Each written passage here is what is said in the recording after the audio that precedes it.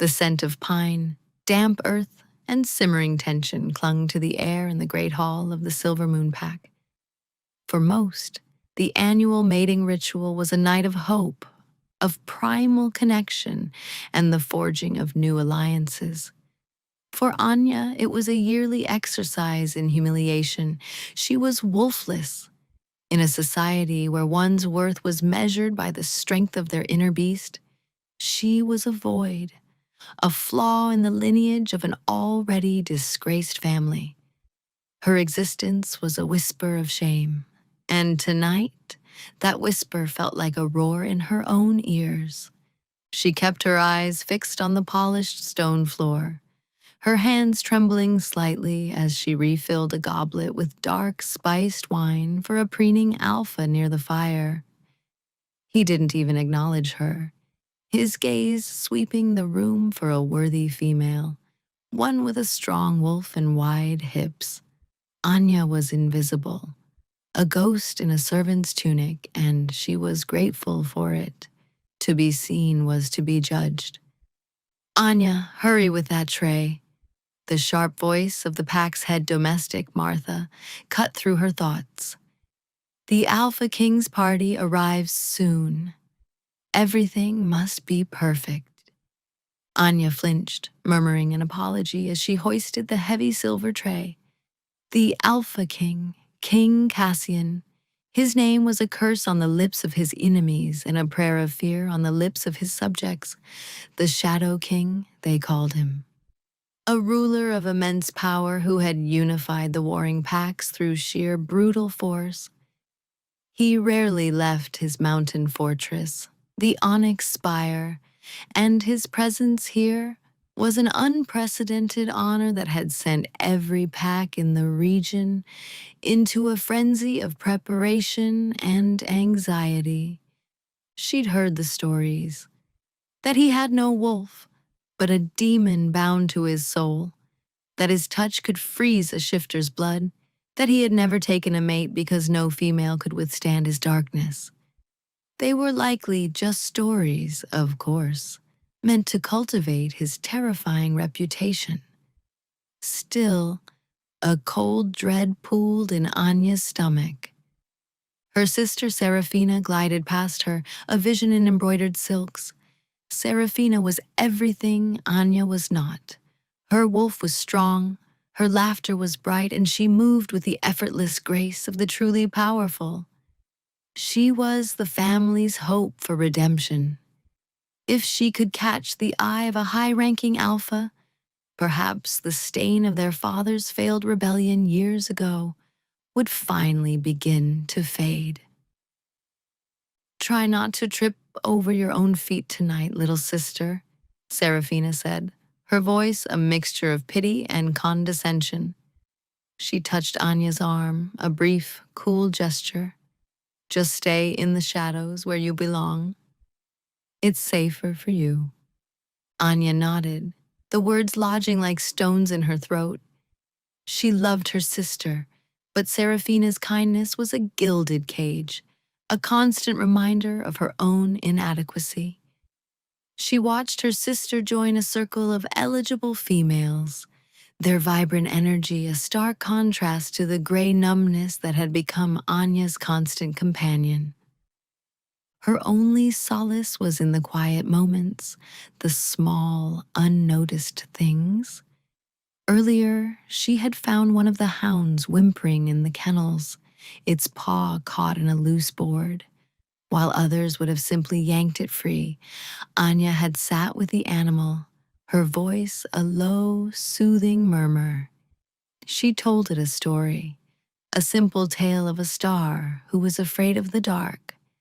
The hound's frantic struggles had ceased, its breathing evening out as it listened, allowing her to gently work its paw free without a single snap.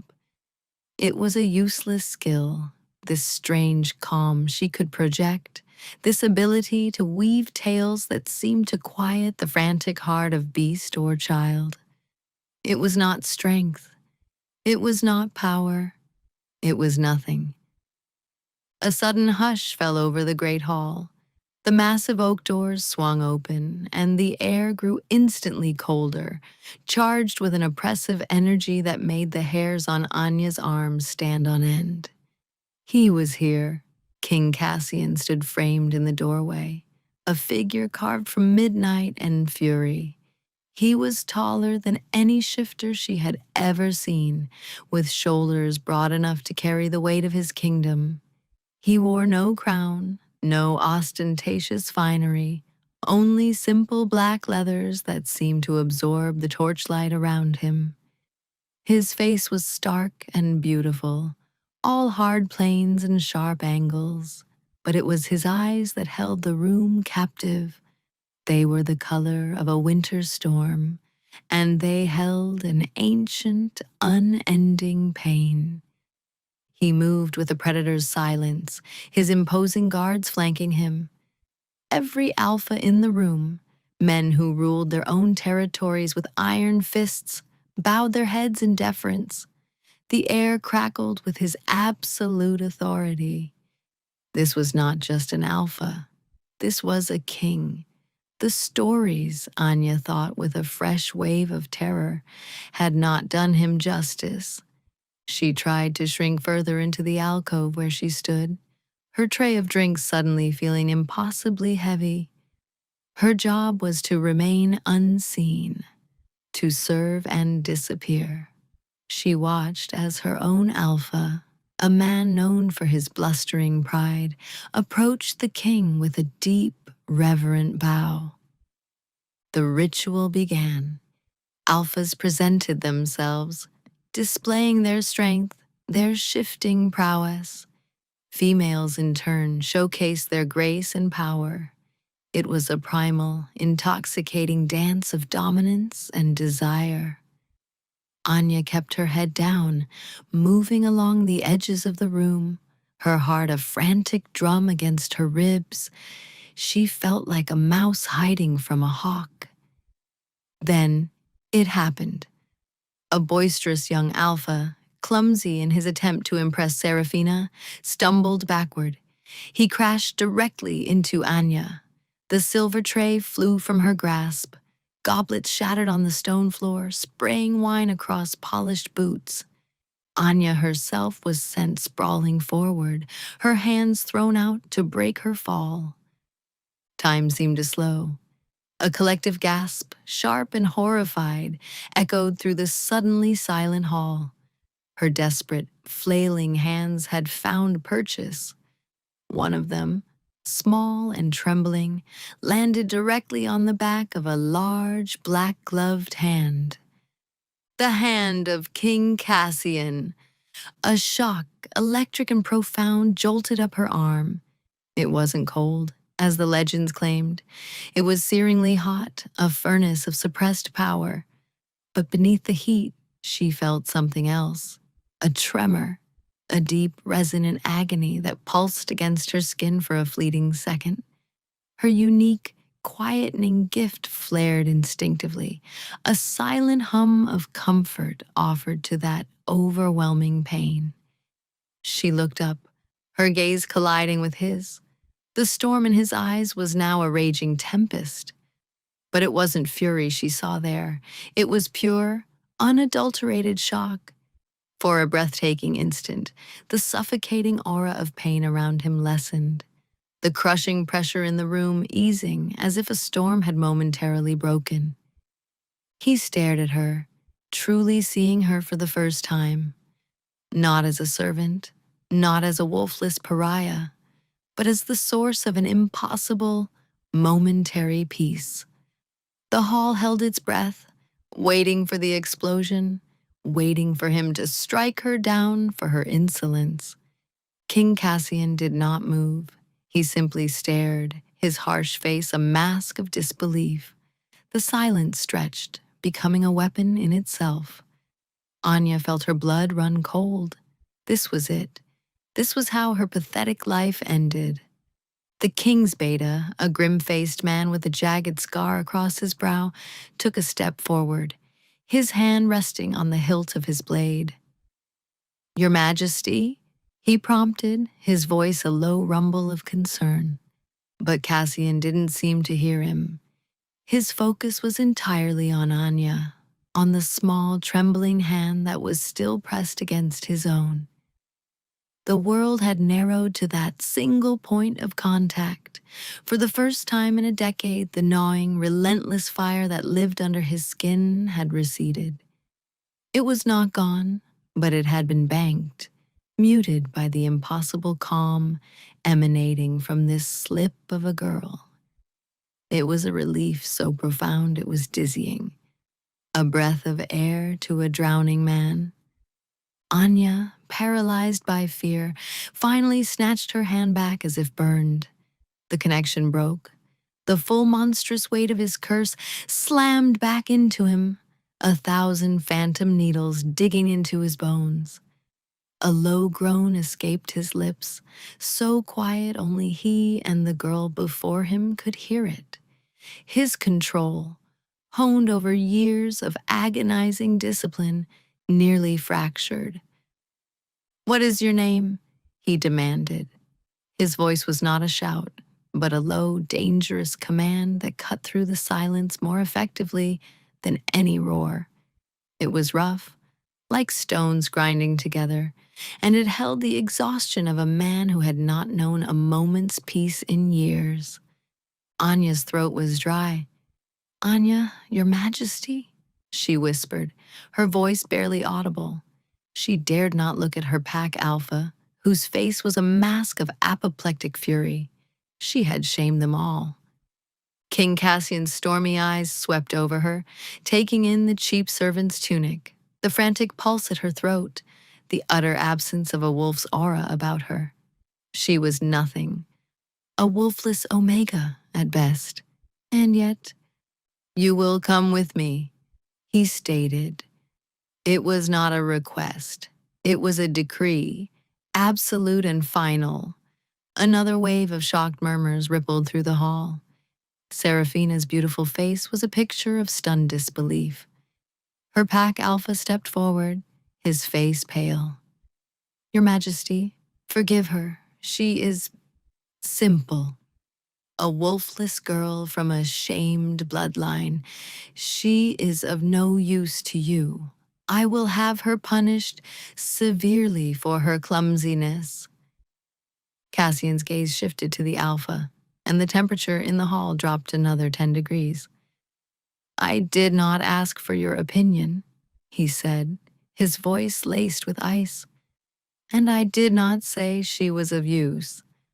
I said she will come with me." Now he turned his back on the sputtering alpha, a dismissal more profound than any blow. His beta, Gideon, moved with practiced efficiency, his hand firmly but not unkindly, closing around Anya's upper arm. She was being taken, not punished, not killed, but taken. For what? She couldn't imagine. Was this some crueler fate? A life of servitude in his dark, isolated fortress? A plaything for a monstrous king? Her mind reeled with terrifying possibilities. As Gideon led her away, her legs moving on their own accord, she caught Seraphina's eye. Her sister's expression was a complex mixture of horror, confusion, and a tiny, ugly flicker of jealousy. Anya, the worthless one, had captured the attention of the most powerful man on the continent. The world had turned upside down.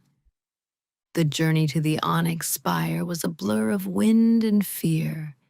Anya was placed on a horse and tethered to Gideon's saddle, a silent piece of luggage. The king and his guard rode with a speed that devoured the landscape, their powerful war horses eating up the miles through the moonlit forest. Anya clung on for dear life, the rhythmic pounding of hooves a counterpoint to the wild beating of her own heart. They arrived as the first hint of dawn painted the eastern sky in shades of gray and rose. The onyx spire was not a castle. It was a wound in the mountainside, a fortress of black, volcanic rock that clawed at the sky. It was stark, foreboding, and utterly without warmth, a perfect reflection of its master. Anya was led through cavernous, echoing halls. There were no tapestries, no art, only cold stone and flickering torches that cast long, dancing shadows. The air was thin and frigid. It felt less like a home and more like a tomb. She was deposited in a small Spartan room with a narrow bed, a wash basin, and a single barred window overlooking a sheer drop. A prison cell. Gideon paused at the door. The king will summon you when he is ready. Do not try to leave this room. His scarred face was unreadable, but his eyes held a hint of something that might have been pity. Then he was gone, the heavy bolt of the door sliding home with a deafening thud. Anya was alone with her terror. Hours passed. She paced the small room, her mind a whirlwind of confusion. Why was she here? What did he want from her? The memory of his touch, of that searing heat in the deep well of pain beneath it, returned to her again and again. It was a mystery she couldn't solve. Later, a silent servant brought a tray with bread, cheese, and water. Anya was too terrified to eat. The sun set, plunging her cell into darkness, and still she waited. The silence of the fortress was more unnerving than the noise of the great hall had been. It was a dead silence, heavy and suffocating. It was well after midnight when the bolt on her door was drawn back. Gideon stood there, his expression as grim as ever. The king requires your presence. Her heart leapt into her throat. This was it. She followed him through winding, torchlit corridors, deeper into the heart of the spire. They arrived at a pair of massive iron-bound doors. Gideon pushed one open and gestured for her to enter. The room was the king's private study. It was vast, dominated by a huge hearth where a fire roared, and shelves overflowing with books and scrolls. But Anya barely noticed the room's contents. Her attention was fixed on the man standing by the fire, his back to her. King Cassian had shed his leathers for a simple black tunic and trousers. He was staring into the flames, one hand braced against the stone mantelpiece. As she stepped into the room, he turned. The firelight cast his face in a harsh relief, accentuating the shadows under his eyes. He looked tired, worn down to the bone. And then she saw it. For a split second, as he moved, the sleeve of his tunic rode up his arm. Dark, shadow-like veins pulsed just beneath his skin, an inky corruption that seemed to writhe with a life of its own. He saw her gaze flicker and instantly pulled the sleeve down, his expression hardening into a familiar, cold mask. It was a glimpse into his hidden vulnerability, a confirmation of the agony she had sensed. He was not just a tyrant, he was a man in constant, excruciating pain. "Come here," he commanded, his voice low and strained. Anya approached him cautiously, her hands clasped tightly in front of her. She stopped a few feet away, her eyes on the floor. "I will not harm you," he said, though his tone held no reassurance. "I want you to do something for me." He paused, and she could feel the weight of his stare. "Touch my hand, as you did before." The command hung in the air between them, sharp and strange. Anya's head snapped up, her eyes wide with disbelief. Touch him? Willingly. Every instinct screamed at her to flee, to cower, to do anything but obey. He was the Shadow King, a being of immense, terrifying power. To touch him felt like sacrilege, like inviting a lightning strike. Yet, she remembered the flicker of shock in his eyes, the momentary easing of the oppressive aura around him. She remembered the pulsing, shadowy veins on his arm, a visible sign of the torment she had sensed. He was not asking for a show of dominance. He was asking for, what? Relief? I I don't understand, Your Majesty, she stammered, her voice a reedy whisper, a muscle feathered in his jaw. You do not need to understand. You need to obey. His voice was tight with impatience, but also with a thread of something else, desperation. It was a sound so at odds with his powerful persona that it startled her more than any threat. Slowly, hesitantly, she took a step closer. The heat from the fire warmed one side of her face, while the chilling presence of the king cooled the other. He extended his right hand, the same one she had touched before. It was bare now, the glove removed. His fingers were long and calloused, a warrior's hand, but it was held unnaturally still, as if restraining a violent tremor. Anya's own hand felt cold and clammy. She raised it, her movements shaky and uncertain. Her fingertips hovered just above his skin.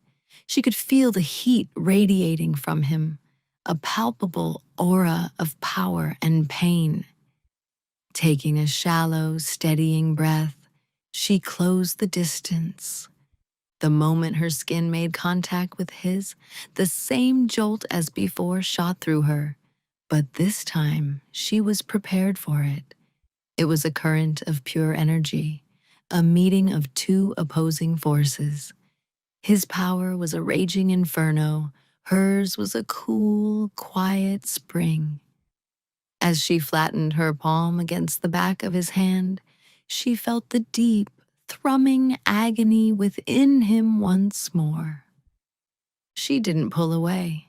Instead, acting on an instinct she didn't know she possessed, she focused. She let that quiet, soothing part of herself flow from her, not as a thought, but as a feeling. She imagined a calm, silent pool of water dousing a furious fire. Cassian's breath hitched. His entire body went rigid. Through their connection, Anya felt the change. The screaming torment inside him didn't vanish, but its sharpest edges were blunted. The thousand needles became a dull ache. The raging inferno subsided to a manageable burn. He closed his eyes, a flicker of profound, bone-deep relief crossing his harsh features. It was the first time she had seen him look anything other than pained or angry. He looked peaceful. They stood like that for a long moment, locked in a strange, silent tableau. The only sounds were the crackling of the fire and the soft whisper of their breathing. Anya's fear began to recede, replaced by a bewildering sense of purpose. This was what he wanted. This was why he had brought her here. She was his antidote. Finally, he pulled his hand away, breaking the connection. The relief on his face vanished, replaced by his usual guarded mask. But she could see the effort it took. He looked at her, his storm gray eyes intense and analytical. How? He asked, his voice rough. What magic is this? You are wolfless. I don't know, Anya answered truthfully. I have no magic. I can sometimes calm things, frightened animals, crying children, nothing more. She looked down at her hands as if they belonged to someone else. It has never been like this. He paced before the fire, his movements restless, caged. For 10 years since my ascension, I have been afflicted, a curse on my bloodline. It is a constant pain, a fire in my veins that never ceases. The greatest healers in the 5 kingdoms have found no cure. Mages have found no counterspell. Yet you, a wolfless girl from a backwater pack, can soothe it with a touch." The confession stunned her into silence. The rumors were true, but they were also wrong. It wasn't a demon he was bound to, but a curse. A decade of unrelenting agony. The thought was horrifying. It explained his coldness, his isolation, his fearsome reputation.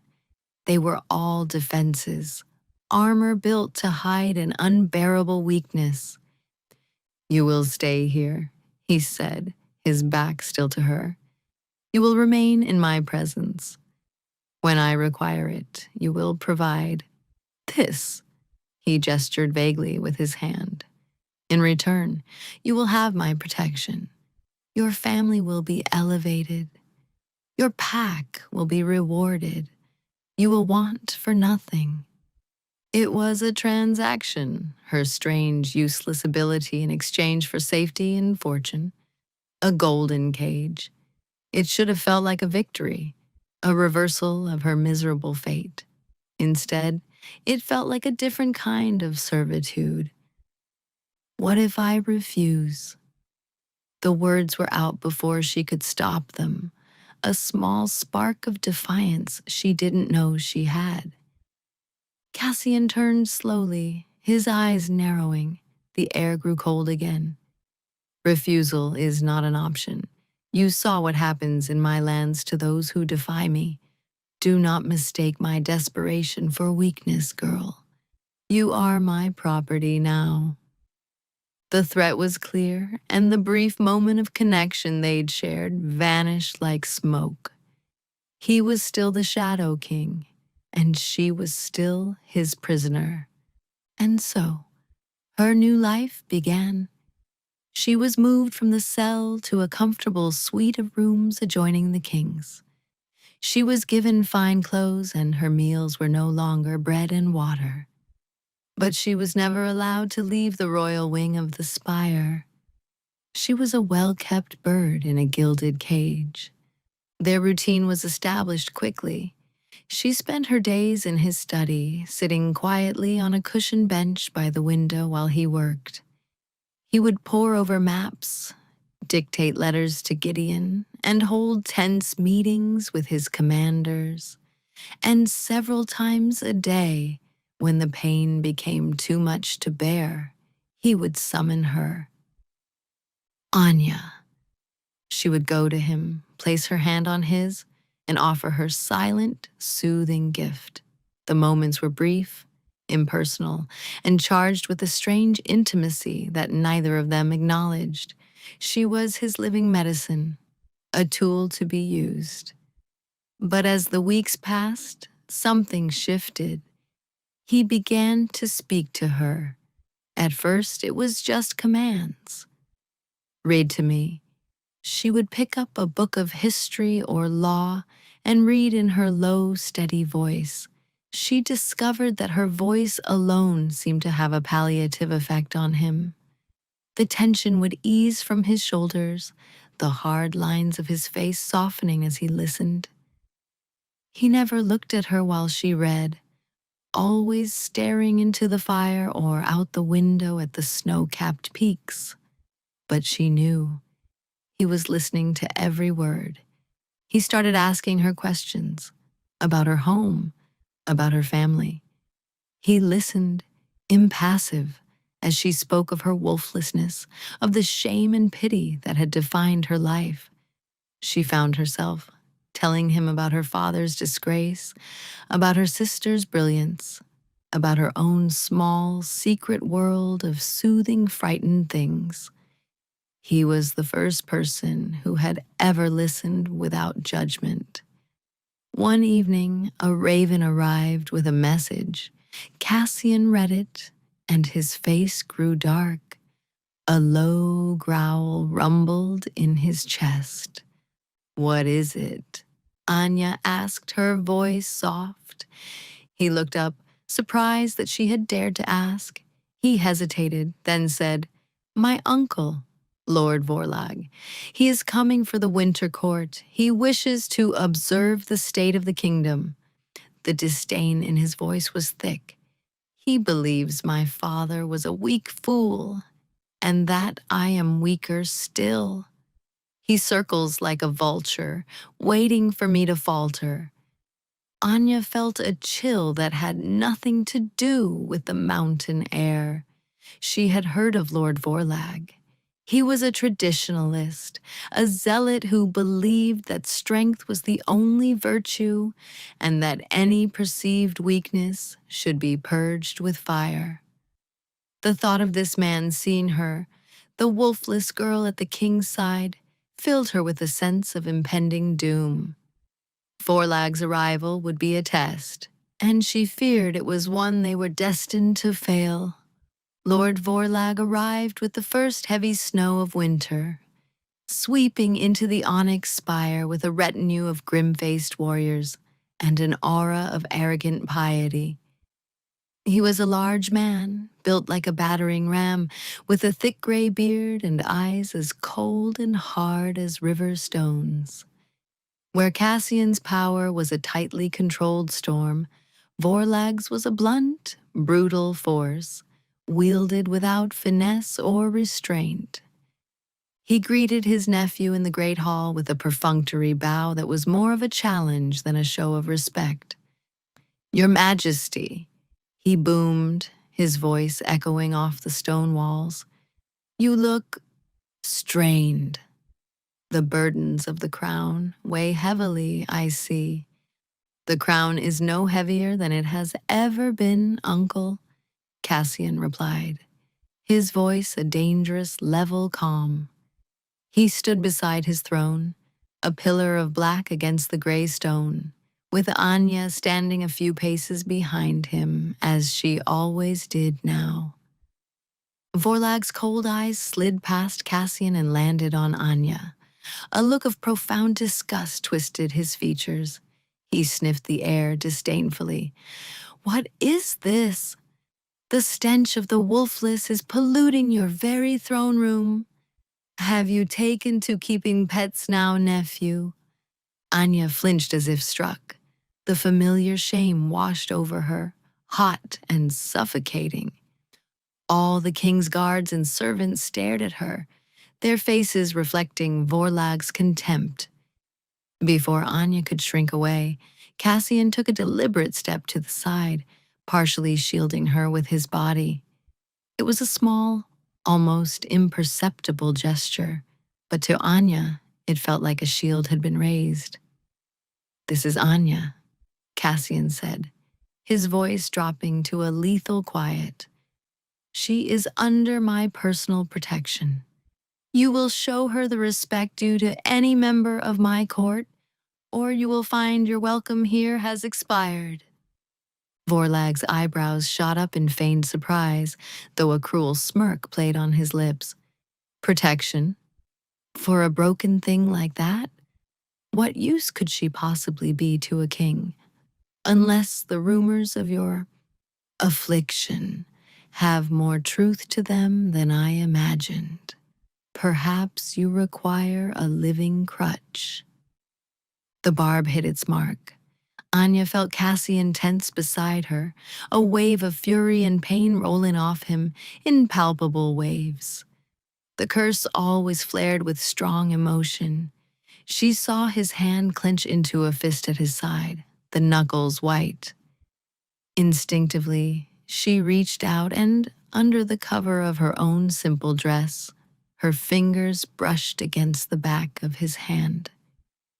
The contact was brief, a ghost of a touch, but it was enough.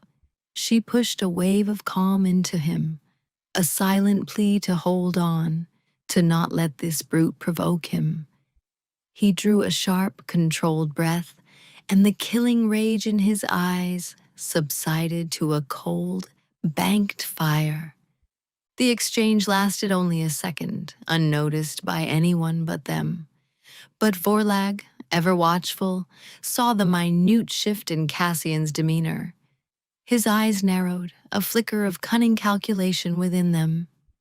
He didn't know what he had just witnessed, but he knew it was significant. He had found a chink in his nephew's armor, and her name was Anya. The days that followed were a torment. Vorlage was a constant, menacing presence in the fortress. He missed no opportunity to belittle Anya, making loud, pointed comments about the wolfless stray and the king who was weak enough to keep her. He challenged Cassian's decisions in council, questioned his military strategies, and subtly spread dissent among the visiting lords, planting seeds of doubt about the king's fitness to rule. Cassian bore it all with a stoic, icy silence, but Anya could feel the toll it was taking on him. The curse was more active than ever, stirred by the constant stress and his suppressed rage. He required her touch more frequently, the sessions lasting longer. During those moments in the privacy of his study, the mask would fall.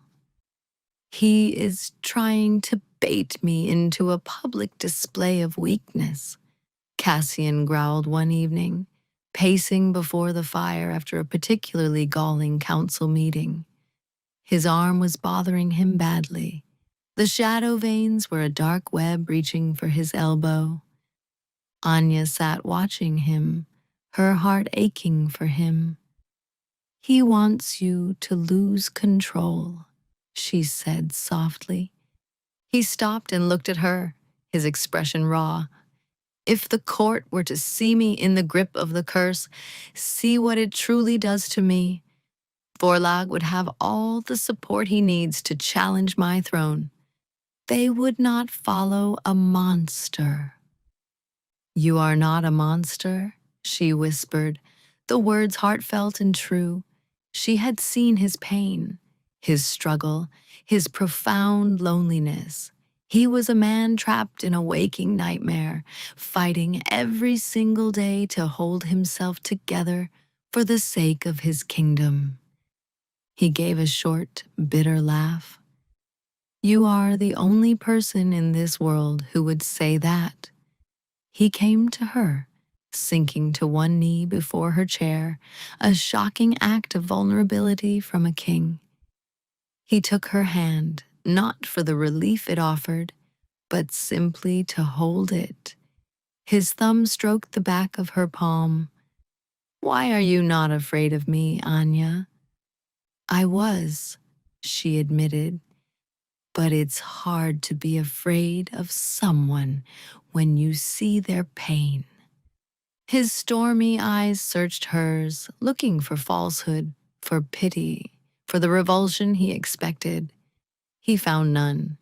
He saw only a deep, quiet empathy that mirrored the calm she pushed into his soul. A fragile, unspoken bond had been growing between them in the silent hours of his study, a bond forged in shared solitude and secret pain. It was more than just a transaction now. He was beginning to rely on her for more than just relief from the curse. He was relying on her presence, her quiet strength. The tension in the fortress finally snapped during the feast of the winter solstice. The great hall was filled with all the visiting lords, and the air was thick with political maneuvering disguised as celebration. Vorlag, drunk on wine and arrogance, rose to offer a toast. "To the king," he shouted, his voice dripping with sarcasm. "A king so compassionate, he elevates the lowest of the low, a testament to his gentle heart." His gaze locked on Anya, who was standing in her usual place behind Cassian's chair. "In fact, I believe a demonstration is in order. Let us see the worth of the king's new favorite." Before anyone could react, Vorlag grabbed a burning log from a nearby sconce and hurled it. It wasn't aimed at the king, but at the heavy tapestries behind the throne. They caught fire instantly, flames roaring up the ancient fabric. Panic erupted, but it was a diversion. As the guards rushed to contain the fire, one of Vorlag's personal warriors, a brute of a man, lunged from the crowd. He wasn't heading for Cassian. He was heading for Anya, a long, wicked-looking dagger in his hand. It was an assassination attempt, disguised as chaos. Vorlag's plan was clear: eliminate the king's crutch and watch him crumble. Time seemed to warp, stretching and slowing as the assassin closed the distance. Anya was frozen, her mind unable to process the glint of steel and the murderous intent in the warrior's eyes. Shouts erupted around her, but they sounded distant, as if coming from underwater. Her life, which had only just begun to feel like it had meaning, was about to be extinguished. Cassian moved. He didn't hesitate, didn't calculate. He reacted with pure, primal instinct. With a roar that was more beast than man, he launched himself from his throne, not toward the assassin, but in front of Anya. He became a living shield, his body covering hers completely. The dagger, meant for her heart, plunged deep into Cassian's side. A collective gasp sucked the air from the hall. Cassian staggered, a choked cry of agony torn from his throat. It wasn't just the pain of the blade. The steel was coated with something dark and viscous. A poison. Anya felt it through her own senses, a venom specifically designed to aggravate his curse. The effect was immediate and catastrophic. The shadowy veins on his skin exploded into view, no longer confined to his arm, but crawling across his neck and face like grasping tendrils of living darkness. His body began to convulse, his control shattering completely. The oppressive aura of pain he normally kept leashed erupted from him, a psychic shockwave that sent nearby lords stumbling back, clutching their heads. "Behold your king," Vorlag bellowed over the chaos, his face triumphant. "A monster! A cursed beast, unfit to rule. He is weak, dependent on a wolfless whore to keep his own demons at bay." Gideon and the royal guards were instantly on Vorlag and his men, the clash of steel ringing through the hall. But Anya saw none of it. Her world had narrowed to the man collapsing in front of her. Cassian fell to his knees, his hands clawing at his side as the poison and the curse waged a devastating war within him. His form seemed to shimmer, his silhouette elongating, his features twisting in a way that was not quite human. The monster he feared becoming was breaking free. He looked at her, his eyes wide with agony and terror, not for himself, but for her. "Run," he rasped, his voice a distorted growl. "Get away from me." But Anya didn't run. All the fear she had ever felt in her life coalesced into a single, sharp point of clarity. She would not abandon him. She would not let this man who had shielded her with his own body be consumed by the darkness. She dropped to her knees before him, ignoring the shouts and the fighting. She placed both her hands on his face, her touch firm and steady despite the tremors racking his body. The shadowy veins writhed under her palms, cold and malevolent. "Look at me, Cassian," she commanded, her voice ringing with an authority she had never known she possessed.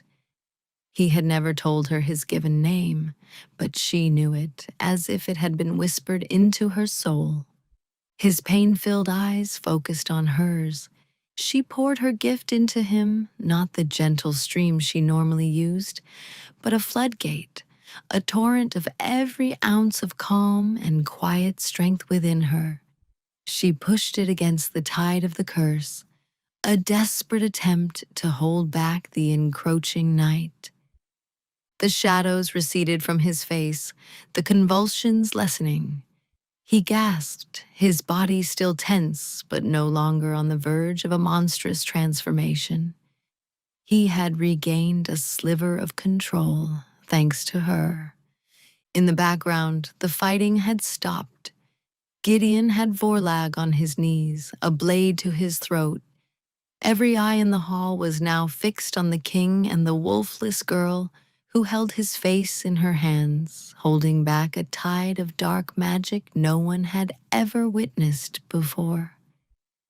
Cassian, weakened and bleeding, but lucid, rose unsteadily to his feet, pulling Anya up with him. He kept one arm wrapped around her, holding her to his injured side as if she were his anchor in a raging sea. "Lord Vorlag," he said, his voice ragged but clear, each word an effort. "For treason, for attempted murder of a protected member of my court, and for the use of forbidden poisons, you are sentenced to death." Vorlag spat on the floor. "Kill me, then. But they have all seen you. They have seen the monster you are." "They have seen a king who was poisoned," Cassian countered, his gaze sweeping the stunned faces of the lords. "And they have seen the woman who saved him." He looked down at Anya, his expression softening with a fierce, protective emotion she had never seen before. "She is not my crutch. She is my strength." It was a public declaration, a defiance of every tradition their society held dear. He was not just protecting her, he was elevating her, acknowledging her worth in front of the entire ruling class. But the poison was still in his system. His strength was failing. He swayed on his feet, his breath coming in ragged gasps. "Gideon, the dungeons," he managed, before his eyes rolled back in his head and he collapsed, pulling Anya down with him.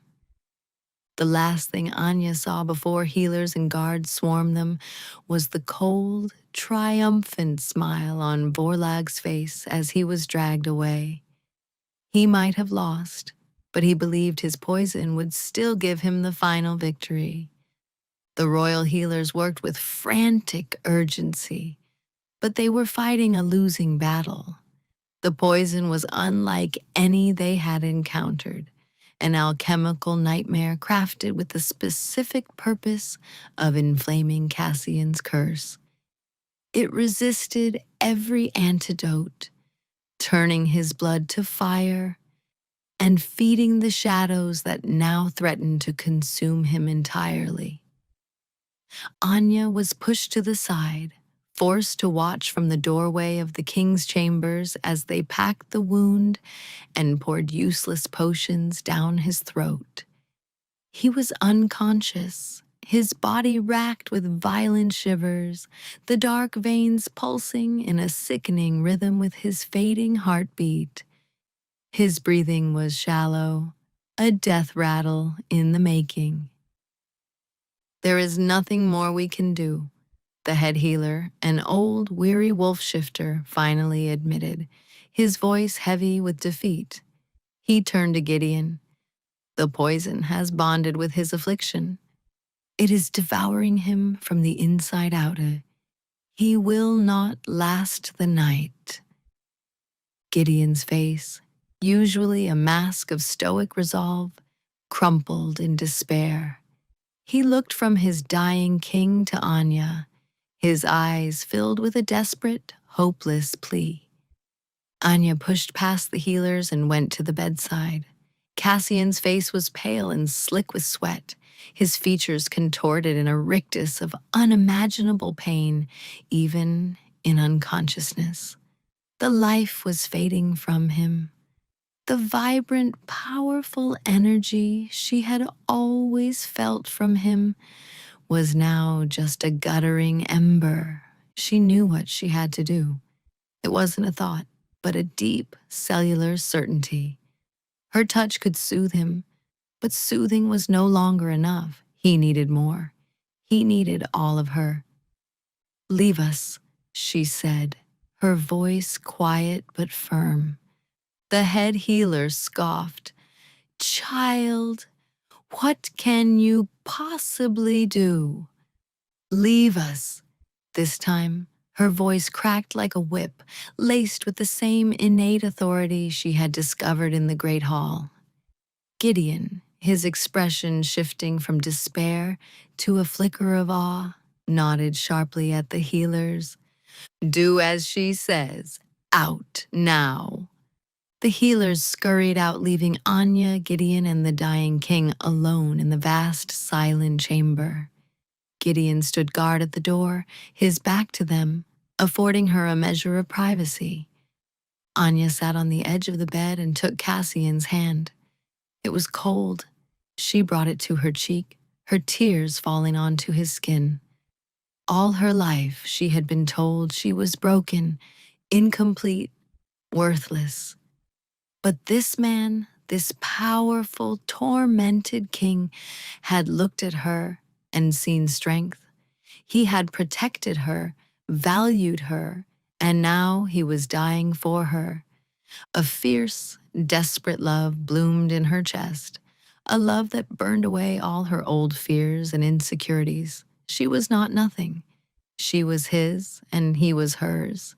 She felt it with a certainty that defied all logic. She leaned over him, her hair brushing against his fevered brow. She remembered the stories her grandmother used to tell, ancient tales of the first shifters, of bonds so powerful they could rewrite fate, of mates who could heal each other with a single, true act of love. It was a power that went beyond wolves and magic, a power of the soul itself. "I am not wolfless," she whispered to him, a truth she was only just beginning to understand. "I was just waiting for you." She lowered her head and pressed her lips to his. It was not a soft, tentative kiss.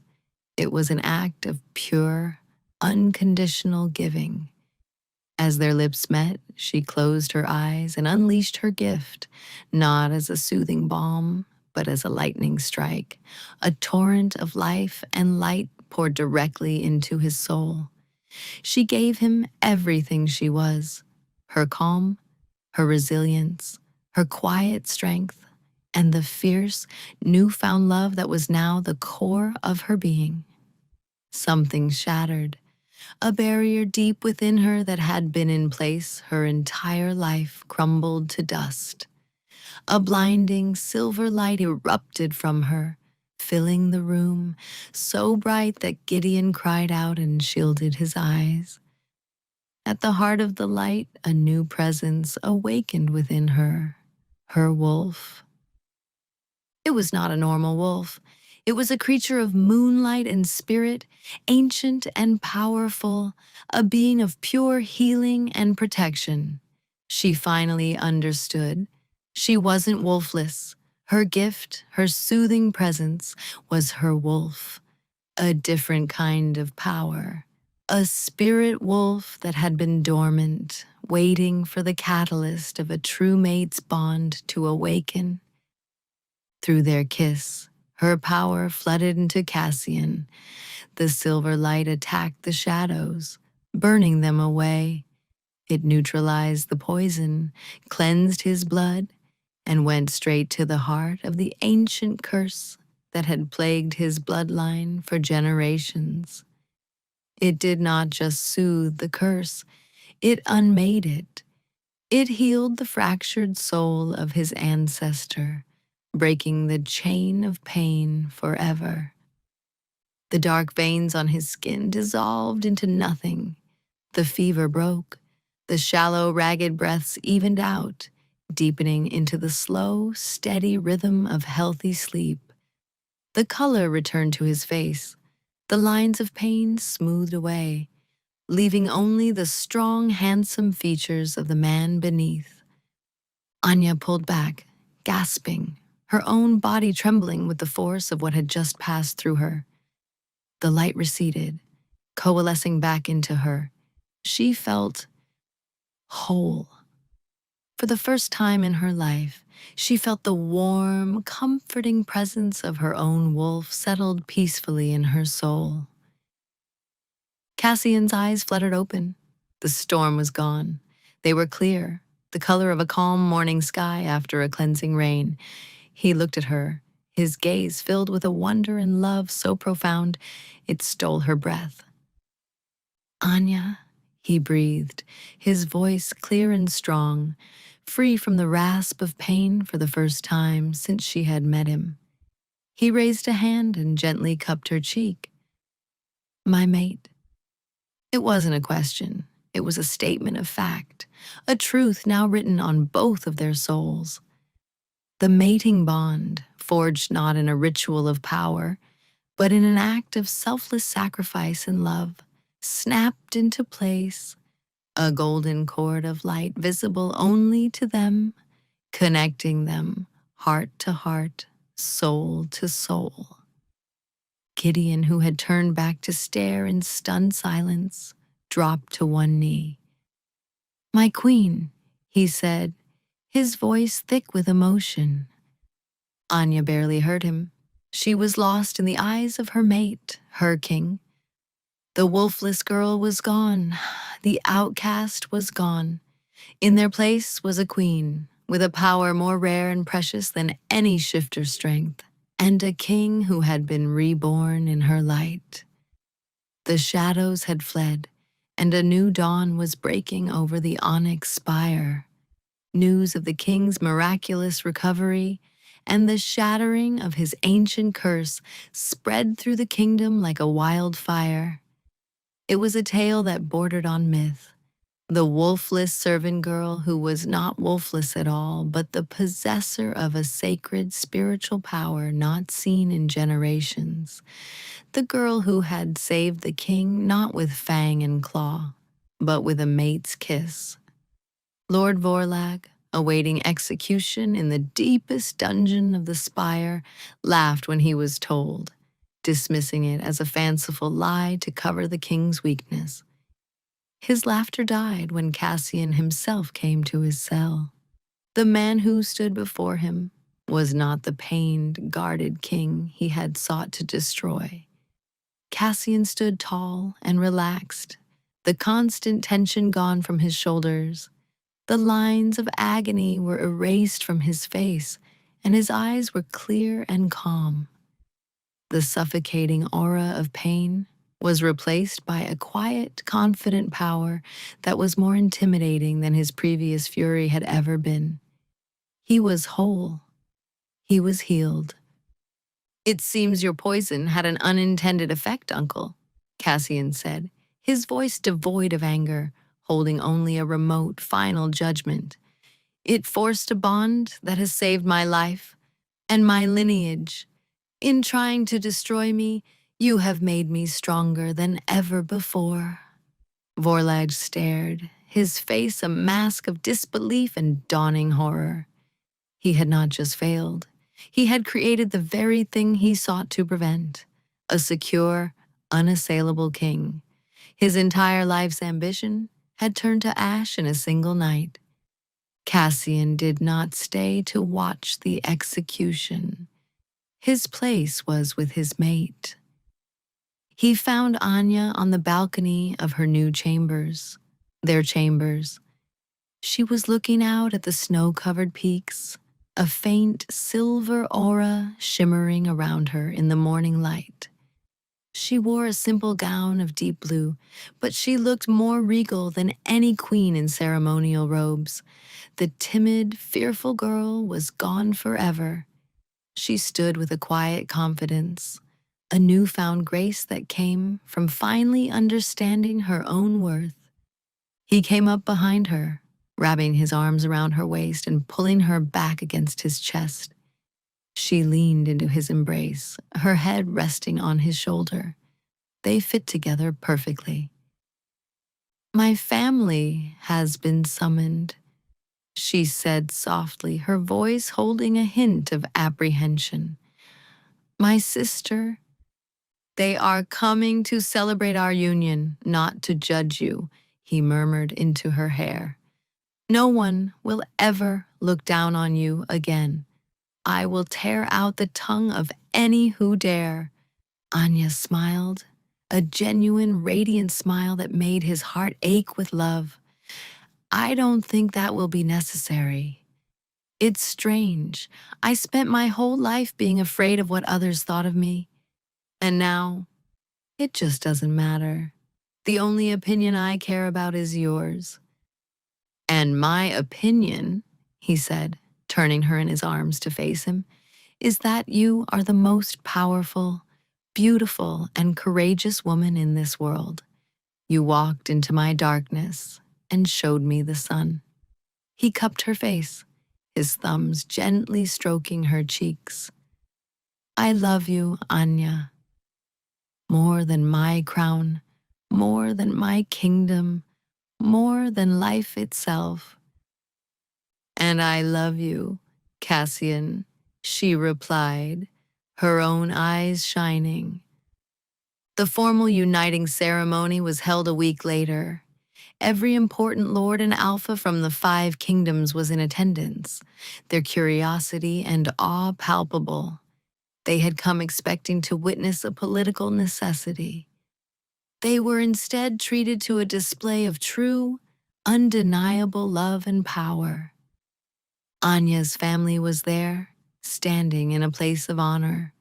Her father wept openly, his face a mixture of pride and regret for the years he had treated his daughter as a burden. Serafina stood beside him, her beautiful face humbled. When she met Anya's gaze, there was no pity, no condescension, only genuine, tearful admiration. She gave a small, reverent bow to her little sister, the queen. Cassian and Anya stood before the ancient hearthstone in the center of the great hall. He wore the black and silver of his house, and she wore a gown of pure white, embroidered with silver thread that seemed to glow with its own light. There was no need for long speeches or complex rituals. Cassian simply took her hand, their fingers lacing together. Before my people and the spirits of old, he declared, his voice ringing with conviction, I claim Anya as my mate, my wife, my queen. Her heart is my heart, her soul is my soul, her people are my people. Together, we will lead this kingdom into a new age. He then leaned down and, in the tradition of their people, bit gently into the juncture of her neck and shoulder.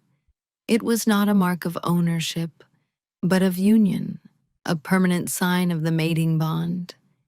Anya felt a jolt of pleasure and completion as his fangs pierced her skin, sealing their connection. The mark glowed with a soft silver light for a moment before settling into an intricate, beautiful tattoo of a spiraling wolf. In response, Anya rose on her toes and pressed a kiss to the same spot on his neck. A silver light flared from her lips, leaving a matching mark on his skin. It was an unprecedented act. A mate had never marked an alpha king before.